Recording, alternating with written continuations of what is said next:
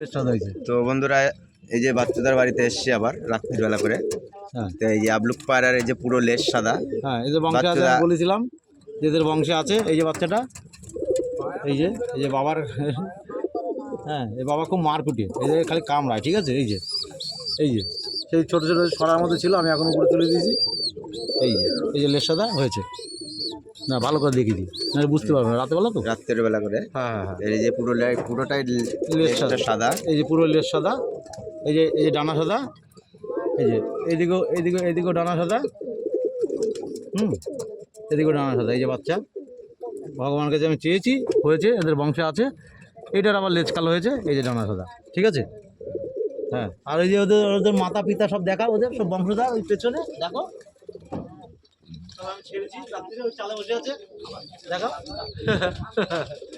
মাতা পিতা ওদের। বাচ্চাটা এখন খাওয়াবে, খাওয়ানোর জন্য এখন বসবে। এই যে হ্যাঁ, রেডি হচ্ছে। এই যে যাক, ভালো থাকবেন। লেজ সাদা দিয়েছে ভগবান, যাক আমি খুব খুশি। হ্যাঁ, আপনারা খুশি হবেন, কেন একটা পশু তো, ওরা যদি ভালো হয়, ভালোভাবে বাঁচে, তাতে আমি ভালো। এরা আমার সন্তান মনে আমি হিসাব করে পুষি, পুরো সন্তানের মতন। হ্যাঁ, আমি খেতে পাই না পাই, এরা খাক। হ্যাঁ, যাক ভগবান দিয়েছে, ভালো খুশি। যা বাবা।